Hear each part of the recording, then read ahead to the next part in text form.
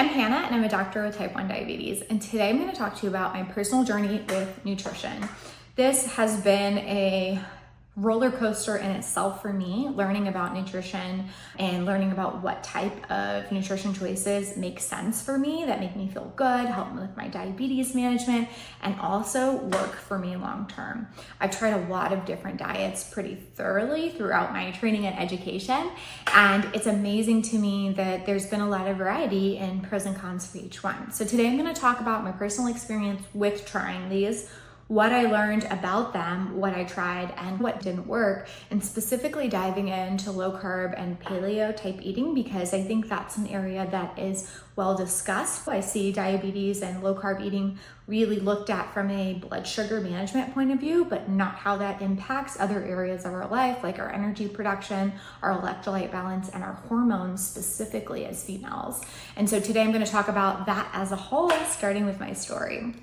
So when I was first diagnosed with type 1 diabetes, we didn't get any nutrition education. We had the question of how should we be eating if we're measuring our carbs and taking insulin? And that wasn't a part of my diabetes education. It was just how to cover food, but not what foods would make the most sense.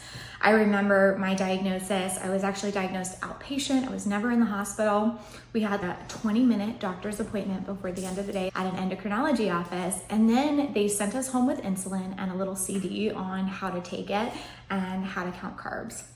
And when we got home, that CD, and this tells you how old I am, it was a CD, it was in Spanish, which is hilarious. I think they gave us the wrong one. My mom, who's somewhat bilingual, was like sitting there with a translation dictionary in 2006, trying to make sense of it. And then I went to school the next day like nothing had happened. And I remember us thinking, what do we eat for lunch? It was just so overwhelming. I think just shocked, a deer in the headlights moment at that time, the first week or honestly months. What we did was my mom went to Chick-fil-A and got me one of those big wraps that they have. And it was so much food. I was like this tiny little 13-year-old girl. I would never have eaten that many carbs normally at lunch, but it seemed healthy at the time for what we knew about nutrition in the early 2000s. And we did that. And of course, that was a lot of trial and error with blood sugar, etc., as we moved through. But that's how it started. And then really understanding from my pediatric endocrinologist that it's helpful, and their line of thinking was it's great to just eat like a standard American kid because that's what's going to make you feel normal and improve your quality of life and allow you to interact with your friends.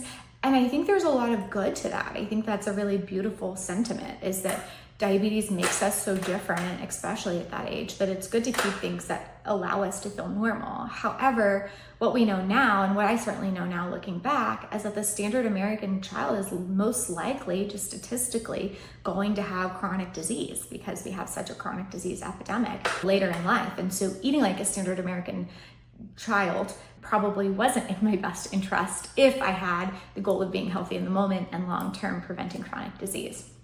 So I found that at that time I was able to manage my blood sugar in the low 7s, high 6s for most of high school, eating just like a pretty typical standard American diet.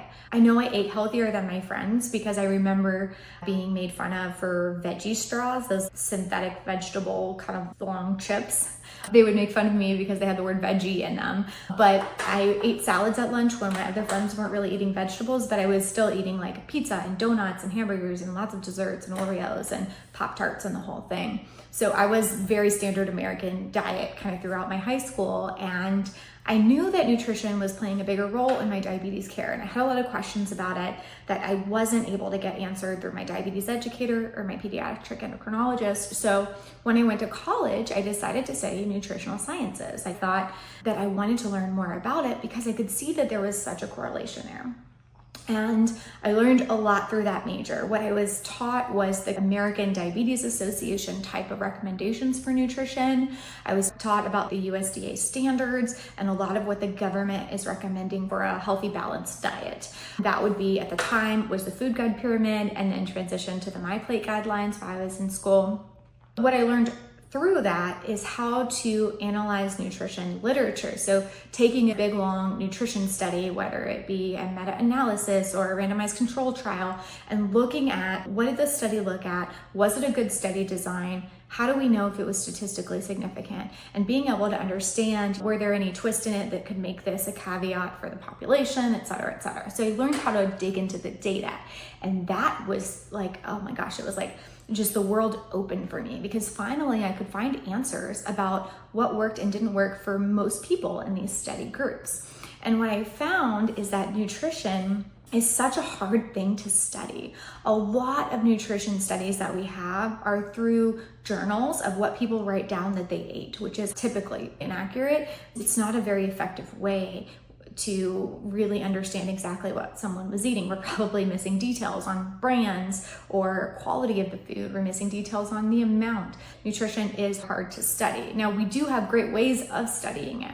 I like the population studies. I love the blue zone studies out there, which look at areas in the world in which people have lived the longest and have the least chronic disease, and what they eat and other lifestyle factors that they have. We've got other great studies that are big population-based studies. Those are really helpful for us to understand too. So there's good stuff out there, but it's not as easy as like Petri dish science, where we're saying yes or no that grew on the Petri dish. It's a lot more complex because of human nature and human recording and everybody's variety of genetics. We know that our bodies respond differently to food based on our individuality and our DNA. And so that, I think, puts a kind of a big hook in the literature as well. That being said, I learned about how to read and understand nutrition literature, and then really went down understanding the importance of food quality. And this was something that I don't know that I was necessarily taught in my nutrition major, but I found through the science. And that was really eye-opening to me, is that food quality makes a massive difference, not just for my blood sugar spikes or how my body responds to blood sugar and insulin, but also for the health and longevity of what my health goals are. We know that foods that are higher in preservatives are more likely to have things that are not consistent with long-term health, whether it be artificial sweetener or food dyes or preservatives that we know are linked to cancer that are legal in the United States. That's not something that is controversial anymore. We know that. And so the food quality piece is really interesting. And what I also learned is that when we are eating food that is highly processed, so that might be anything you would find in a box or a bag at the grocery store. So that's going to be like your sugary cereal, any cookies or crackers, definitely desserts, things like Pringles and Oreos and Pop-Tarts, a highly processed food. It can change your taste buds, and it actually makes you crave more food, more calories and carbohydrates than you would normally want to eat, because of the way that it changes the dopamine centers in your brain. And it also makes it so that later on you crave more sweet foods or more processed foods. When I understood that, I was able to take a lot, not all, but a lot of processed food out of my diet, and my relationship with food got a lot easier because I wasn't having this kind of internal craving of foods that I knew weren't going to work very well for my blood sugar or be more challenging to bolus for because they're going to be processed and they hit my blood sugar so fast. So that was really helpful. Processed food. So the first thing that I learned, food quality is really important. It's not often taught, but it made a massive difference for my life personally. And then I started to learn about paleo diet, low carb diet, and I really took a deep dive into the studies there. When I was in college, I did a low carb diet for many years, probably 3 or 4 years, and I really nerded out on the science. I think I went almost too far where I was really strict about it, and it certainly put me in a box for what I was allowing myself to do and experience in life. But what I did was I did a lot of research on what actual studies have been published for a low carb diet in general and for a low carb and ketogenic for people with type 1 diabetes. Then I read Dr. Bernstein's book, The Diabetes Solution, cover to cover. This book is like a textbook, and I read the whole thing and I could understand it because I was in biochemistry at that time, and so I was like highlighting. I understood the mechanisms really well. I was able to put myself into a low carb diet, which would be a ketogenic diet. I was able to keep my blood sugars like perfect line all day, A1C low, mid 5%, pretty effortlessly, not eating those foods. However, I felt pretty low energy. It was hard to get myself to work out. I wasn't sleeping well. I found myself feeling dehydrated often. And so then I read other books. There's quite a few other ketogenic books out there for type 1 diabetes written by physicians. I read those. I did a course by Rob Wolf, who's a PhD, on how to optimize electrolyte balance while on a ketogenic diet. My blood sugars were better than they had ever been in my life, but I did not feel better than I had ever felt at all. And that was my personal experience. I was at a caloric maintenance, so my calories were at a place where I was maintaining enough to keep my body weight the same, but I gained a significant amount of weight. My periods stopped. I didn't have them. I think I had quite a bit of hormonal imbalance from the low carb eating. I had problems with sleep for the first time in my life. And it was really hard for me to figure out how to optimize that. And I played with it and tried to optimize it and cycled in and out of it for 4 years. And I had great blood sugars, but I wasn't eating out at restaurants with my friends. I got super stressed at Thanksgiving and Christmas when I'd go home for my family. And I knew that when you're in a low carb state, or when you're eating a low carb ketogenic diet and then all of a sudden you eat carbs, you need a ton more insulin because your body is not accustomed to it. And so you can have massive spikes, much higher than you would if you hadn't been eating low carb prior to that carb meal. And so it was really putting me on a roller coaster if I was trying to create lifestyle balance. It was not easy to go in and out of from a blood sugar management perspective because I was having to manipulate my insulin drastically. I didn't have the energy to work out. I would make myself, but it was really hard. I felt so fatigued and so tired, and I wasn't lifting as heavy as I was without it. And I also found that I wanted to sleep a lot. I had really good mental clarity when I was in a ketogenic diet. I was able to focus easier. I wasn't having spikes and drops as much. I rarely had low blood sugars. So there were a lot of pros there, but for me, metabolically, it didn't work. I gained about 30 pounds. I'm 5'4", so that's quite a bit for my frame. And the periods were really interesting to me. It would get to the point where I learned after years of trial and error that as it got closer to my cycle time, my cycle wouldn't come, and then I would eat a meal, a higher carb meal intentionally, and the next day or within hours I would start to bleed. It was like my hormones needed the carbohydrate signaling or the insulin signaling in order to turn back on. And there's a whole mechanism in biochemistry that we can understand that with, but the point is, hormonally, energetically, and metabolically, ketogenic diet didn't work for me, even though my blood sugars were so good and effortlessly so good. And I think when we look at the studies for people with type 1 diabetes and low carb eating, I know that it works flawlessly for some people. I know that. But for me, it didn't. And when we look at the studies, we only look at blood sugar. We don't look at improvements in cardiovascular outcomes. We don't look at weight balance. We don't look at quality of life. We don't look at those things, at least not in general, for the majority of the type 1 diabetes and low carb ketogenic studies out there. And I think that when we are treating ourselves, when we're making diabetes decisions, whether it's nutrition or technology or activity, it's important that we think about ourselves as a whole person, and we're not just creating a system that works for one organ system in our body, but we're looking at the whole body and how all the systems interact. And that's a huge thing that in general, in my opinion, in medicine, sometimes we aren't thinking about. That's why I really like integrative and functional medicine, and I choose to practice that way, because we look at the interaction of things. We don't just look at the kidney doctors, look at the kidney, the heart doctors look at the heart, the stomach doctors look at the GI tract, et cetera, et cetera. It's good, and we need those specialists, and I'm glad we have that. But less and less are we having people who look at the big picture and how they all interact. And I like to do that from an optimal health perspective. I remember when I was in high school, I would have a cold. So I'd go to my primary care doctor and they'd say, hey, I'm sick, but it's making my blood sugars harder to balance. And they'd say, okay, we'll go to your endocrinologist. And you go to an endocrinologist and they would say, we can't treat your cold. You have to go back to your primary care doctor. And then I'd go to my endocrinologist and I'd say, hey, on my period, my blood sugars are harder to manage. And they'd say, go to your OBGYN and talk to them.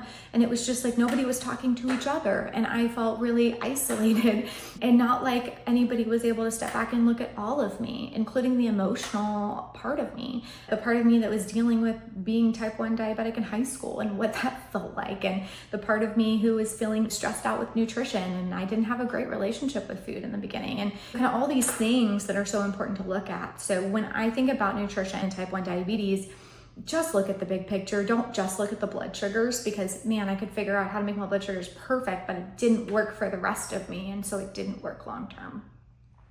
The other thing I think worth noting is that we all have different ways of eating. I don't believe that there's one perfect diet out there for all of humanity. And some people believe that. And I think you'll see people who are really adamant about this is the only way to eat if you have type 1 diabetes. And I've seen it in all worlds. There's the people that are low carb keto only, and if not, you're doing it wrong. There are people who say low fat vegan only, and if not, you're doing it wrong and you're putting yourself at risk for all these things. And then there are people like, how dare you change your diet? Just eat like a standard American so you feel a part of your friend group and your peers. And if you're eating any special way, you're doing it wrong. There's all these things. It's like people who feel so strongly about their idea of nutrition. But what did it for me was an example that I learned. If you think about the whole world and you think about the diverse terrain around the world, people who have grown up and have ancestors in Alaska who eat higher fat foods because there's not as many fruits and vegetables around during winter are going to have a very different nutrition profile that works for them than people in Kenya who have access to fruit throughout the year and a lot more starches and high carb options, because that's what grows there. We're gonna thrive differently just based on our genetics. Not everybody is supposed to eat the same way, I believe, because if we were all supposed to eat the same way, then we would all have the same food growing all around the world and we wouldn't have such a variety. I think that it's normal for us to be different. We all have different color hair and different color skin and different heights and different size feet. Why would we all eat the same way? Why would that work for all of us? That just doesn't make sense to me. Now, that's not a well-studied phenomenon necessarily. That's just a concept that feels really clear to me. And I see that in my practice all day with people, is people thrive on different diets. So low carb ketogenic can be really good for some people.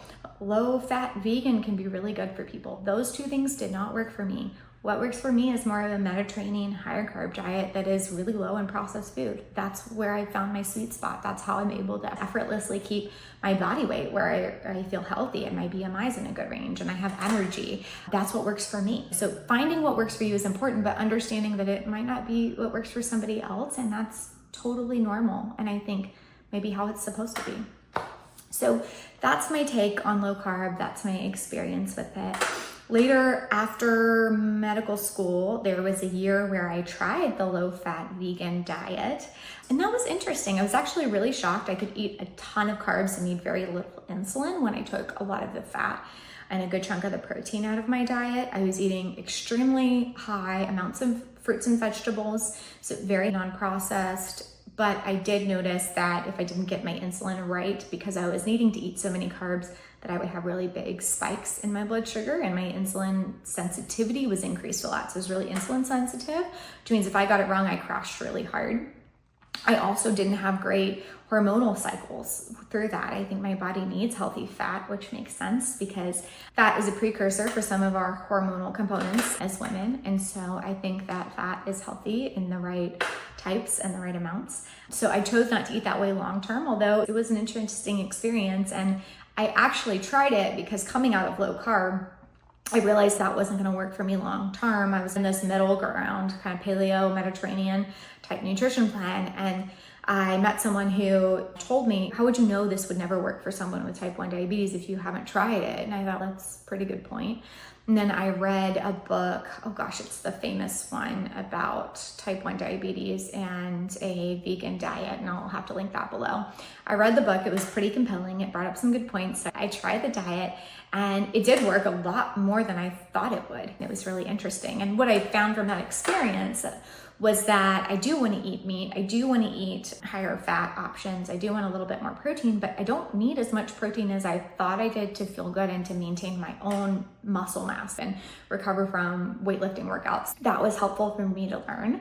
So I've been all over the scope in what I've tried personally. And again, where I am right now is that middle range of a Mediterranean style diet that's pretty low in processed foods, but not exclusively low. We just did a big road trip from Austin to El Paso to Albuquerque and back, and We didn't have a lot of choices at all for food on our way. We left in a rush. It was for a family medical emergency, and so we didn't pack any healthy snacks, and so we ended up eating at places like Sonic on the way over, because that's really all there is in the middle of nowhere, West Texas, and I made it work. And so I'm not afraid to eat foods that are processed. I just choose not to have them in my house or a part of my daily, weekly routine. But I think treats are good, and I think it's good to have a healthy relationship where you allow yourself to do those things without stress or guilt.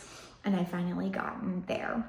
One thing I have not talked about, I think I talked about kind of my experience of the science of what I've tried, but the hardest part about nutrition for me, without a doubt throughout my experience, was my relationship with food and my relationship with diabetes and food and my self-worth. That was so hard for me to figure out how to think about in a way that felt good.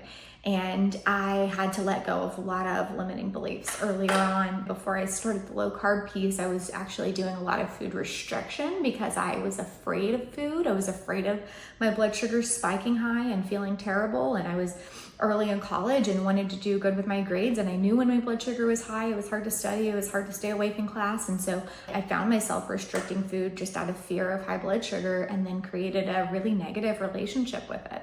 And it wasn't until I was actually working at a camp for kids with type 1 diabetes where I saw these young girls in middle school also have really damaging relationships with food, where they were self-restricting and saying no to things and not eating all of their plate, even though they were telling us they were hungry. And I thought, gosh, I can't help them if I don't know how to help myself with this. And that encouraged me to find a course. I did this online course called Transform Your Relationship with Food by the Institute of Psychology for Eating that completely changed my relationship with food and made things a lot easier moving forward. And it basically walked me through understanding why I was feeling the fear, where the fear was coming from, and how to break it down and see it differently. And once I was able to shift limiting beliefs and let that go, I've really had a healthy relationship with food since then, and I'm so grateful for that. But mindset when it comes to nutrition, I think, is the number one thing to get right. Before you change your diet, before you do anything differently with food choice, get the mindset piece right, and it will make everything easier. It will make it easier to choose things from an empowered place instead of from a I have to because I'm not good enough place. And anytime we choose a diet plan from a I have to, I'm not good enough, or I have to, or I'm gonna have all these long-term complications, and out of fear. If we make a choice out of fear, it's not going to serve us. We will never feel good eating a diet that we chose out of fear. I feel really confident about that. So if you'd like more support on that, obviously there's the course I did. It's still around. I'm not sure how it's changed. I'll link it below. But I also have a type 1 diabetes mindset specific online course coming out that is designed to help you shift your relationship with type 1 diabetes and how you think about it, which translates directly into food. And if you're interested, the waitlist is open for it. It'll be coming out in the next couple of weeks. So you can sign up and you'll be one of the first to know when it's out and available. Thanks for sticking to the end. I hope this was helpful.